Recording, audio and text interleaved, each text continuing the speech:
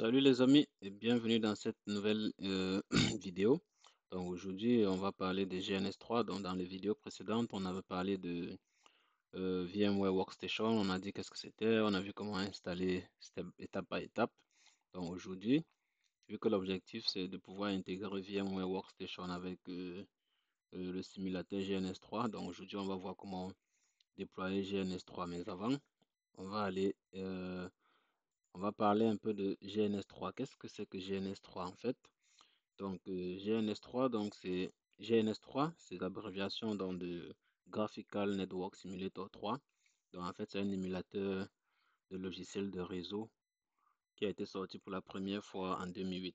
Donc c'est un logiciel qui va permettre donc de combiner les dispositifs virtuels et réels utilisés pour simuler des réseaux complexes. Donc quand on dit combiner de dispositifs virtuels et réels, c'est que sur GNS3, on a la possibilité donc d'inclure par exemple des images, des fichiers ISO, pas forcément ISO, des fichiers images des dispositifs de sécurité ou bien de réseau, par exemple les images des routeurs, des switches, des pare-feux.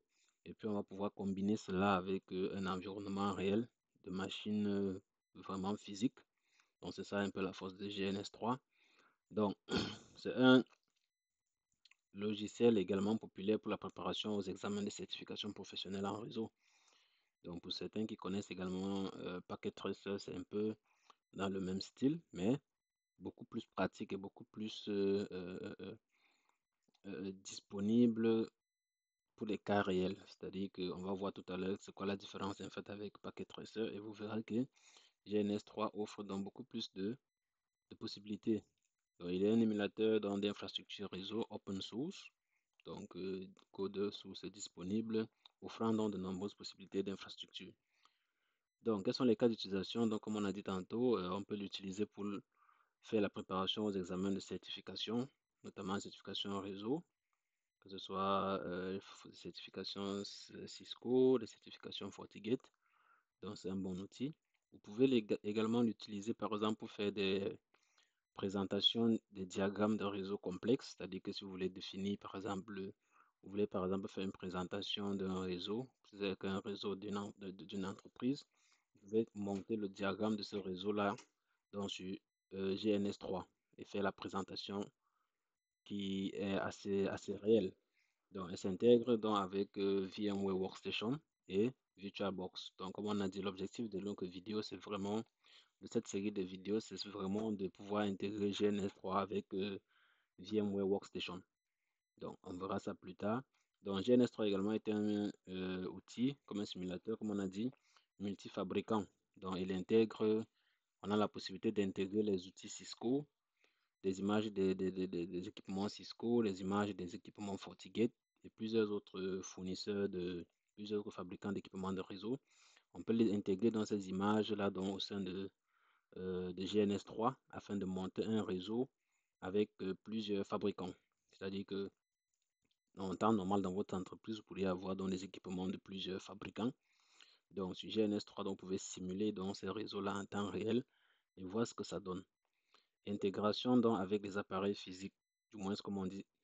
Vous avez la possibilité d'intégrer votre GNS3 avec un environnement réel, c'est-à-dire que un environnement de serveur, un environnement de desktop réel, qui n'est pas forcément suivi VMware Workstation, mais vraiment un environnement réel. Donc plus tard dans cette série de vidéos, on verra exactement comment procéder dans ces cas-là. Donc pour montrer un peu une différence entre GNS3 et Packet Tracer, parce que plusieurs personnes sont très souvent habituées à Packet Tracer. Donc ici, on va faire un petit comparatif. Bon, ici, en fait, on parlera beaucoup plus sur ce slide, on va parler beaucoup plus de Packet Tracer. Donc, Packet Tracer, ses avantages, en fait, c'est quoi? Comme on a dit, c'est un logiciel. Packet Tracer est beaucoup plus léger que GNS3. Donc, ses avantages, ce serait donc facilité à configurer. Il prend en charge dans les simulations de réseau, du moins des routeurs et des commutateurs et des PC Cisco. Donc, il faut savoir de base que Packet Tracer est une propriété de Cisco. Donc, ça fait que le simulateur, lui, il intègre à la base des simulations, en fait, des équipements Cisco. Donc, il simule dans plusieurs périphériques et réseaux, donc notamment, comme on dit, les routeurs, les commutateurs sans fil et plusieurs autres protocoles de réseau sont pris par défaut sont inclus par défaut dans Packet Tracer. Par contre, les inconvénients et les limitations de Packet Tracer, ce serait beaucoup plus les suivants. Donc, il est disponible uniquement pour les étudiants de la Cisco Academy. Donc, ça fait que si vous n'êtes pas un étudiant vous n'êtes pas inscrit comme étudiant de la Cisco Academy, vous n'aurez pas la possibilité, par exemple, de télécharger et d'obtenir le fichier d'installation de Packet Tracer. Donc, comme on a dit, c'est un logiciel qui n'est pas libre, c'est pas open source, c'est la propriété de Cisco. Donc, vous comprenez que il faut être dans l'académie Cisco pour pouvoir en bénéficier. Donc, il simule donc uniquement, autre limitation, c'est qu'il simule uniquement dans les périphériques Cisco. Donc, en fait, quand on dit simuler, en fait, c'est pas les images véritables des équipements Cisco, c'est juste des simulations. Ça veut dire qu'en fait, il y a par exemple des commandes, quand vous êtes en ligne de commande sur un équipement du simulateur Packet Tracer, il y a des commandes que vous ne pouvez pas saisir. Par exemple, des commandes pour exécuter une opération. Ces mêmes commandes qui, dans le monde réel, vous pouvez les exécuter sur un équipement Cisco, mais sur Packet Tracer, ces commandes-là ne fonctionnent pas. Parce qu'en fait, le simulateur, malgré qu'il simule les équipements Cisco, il ne donne pas toutes les fonctionnalités qui sont incluses dans l'équipement réel. Donc, c'est juste vraiment un simulateur beaucoup plus utile pour la préparation aux examens de certification Cisco. Donc, comme on dit, c'est uniquement, c'est un truc propriétaire Cisco, donc il n'y a pas de support pour multi-fournisseurs. Ça veut dire que sur le simulateur Packet Tracer, par exemple, on ne peut pas intégrer d'autres images des autres fournisseurs tels que FortiGate, Juniper et autres. Et en même temps, on ne pouvait pas faire interagir Packet Tracer avec les appareils réels. C'est-à-dire que vous ne pouvez pas faire communiquer votre PC même. Voilà. Simuler intégrer votre propre PC sur lequel Packet Tracer est installé. Vous ne pouvez pas l'intégrer au même réseau que celui de Packet Tracer. Donc, et également, Packet Tracer n'est pas disponible, n'est pas disponible sur les Mac OS, uniquement sur du Workstation et possiblement, je ne sais pas si c'est sur Linux, mais beaucoup plus sur Workstation. Donc, ça c'était le petit comparatif.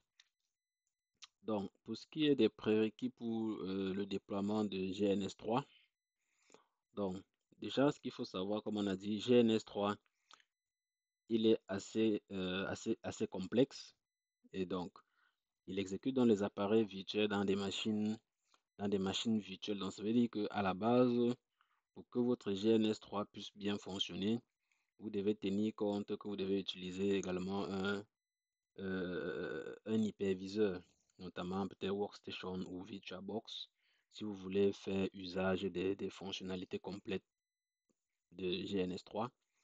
Donc, qui parle d'hyperviseur parle donc des extensions de virtualisation, donc notamment le support sur lequel vous devez installer GNS3, donc le serveur ou le poste de travail sur lequel vous voulez installer GNS3. Son processeur doit supporter dans la virtualisation. On a vu ça dans la précédente vidéo concernant l'installation de VMware Workstation. Donc, l'équipement doit supporter dans une des extensions de virtualisation dans son BIOS, comme on a vu dans la dernière vidéo. Et on peut installer dans GNS3 sur des systèmes à partir de Windows 7, 64 bits ou supérieur, des versions supérieures jusqu'à Windows 11, sur des Mac et sur n'importe quelle autre distribution Linux. Donc, en ce qui concerne la suite des prérequis, donc idéalement, l'installation voudrait qu'on ait au moins 4 cœurs pour le CPU. Donc 4 cœurs ou plus sont recommandés pour les performances optimales. Pour la mémoire, 4 Go sont suffisants pour l'installation, mais il est recommandé d'avoir 8 Go et plus pour pouvoir faire des simulations plus complexes. Pour ce qui est de l'espace disque, 1 Go d'espace libre seront suffisants pour l'installation de GNS3. Mais pour faire des travaux supplémentaires, générer des laps et autres, il faut donc avoir un peu plus d'espace. Pour ce qui est de la carte graphique, alors la carte graphique compatible est recommandée donc pour un rendu graphique fluide. Donc, il faut quand même que côté graphique, ça soit faisable. Du moins, l'affichage doit être au minimum acceptable. Donc, une fois ceci dit, comment est-ce qu'on procède donc pour l'installation de GNS3? Donc, GNS3, il faut tout simplement aller sur le site de GNS3, donc www.gns3.com. Sur ce site, la première des choses à faire ici, c'est de créer un compte. Donc, une fois que vous êtes sur le site, certes, quand vous arrivez par défaut, vous atterrissez sur cette page, mais seulement lorsque vous allez vouloir télécharger le software de GNS3, on va vous demander de créer un compte. Donc, c'est assez facile. Nom d'utilisateur, mot de passe, adresse mail, et puis c'est tout. Dès que vous avez créé le compte, vous revenez ici, et puis vous faites juste la free download. Donc, pour télécharger, vous avez le fichier d'installation pour les trois versions. Donc Mac, Windows, Mac et puis Linux. Et puis vous avez le guide d'installation si vous voulez également télécharger. Et à droite, vous avez le bouton download. Donc on va télécharger pour la version Windows. Ok. Donc ici en bas, vous allez voir. Ici en bas, vous allez voir, en dessous, vous allez voir pour une utilisation optimale.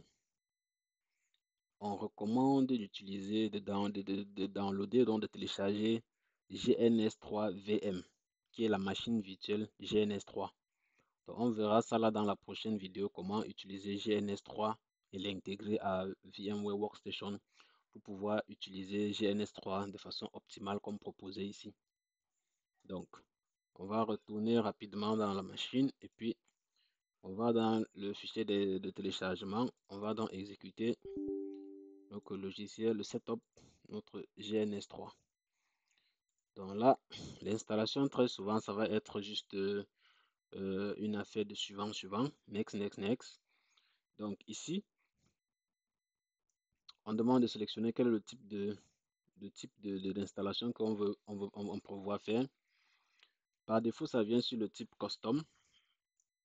Ça veut dire que ici, ça va faire juste une installation simple GNS3 desktop. Vous aurez le GNS desktop, c'est-à-dire vous aurez la version desktop qui est installée simplement. Vous pouvez également cocher ici GNS3 Web Client. Ça veut dire que la possibilité d'accéder à GNS3 à partir d'un navigateur web.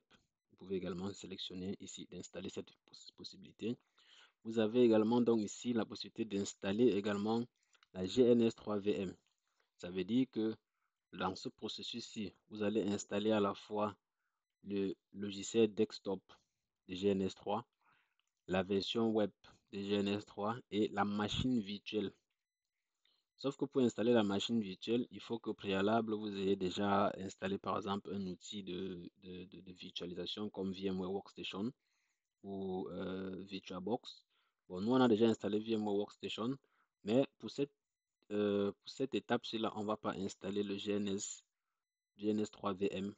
On va voir ça dans la prochaine vidéo, comment intégrer GNS3 VM séparément après avoir installé l'outil GNS3. Donc, puis ici en bas dans les tools, donc c'est très souvent les outils réseau, c'est-à-dire que l'ensemble des outils réseau que vous pouvez intégrer dans GNS3. Donc, ceux qui sont cochés par défaut, ils sont là. Donc, nous, on va les garder ainsi. Donc, si tout est OK, on fait juste le suivant. Répertoire d'installation, c'est correct pour nous. Et puis, on va laisser l'installation s'effectuer.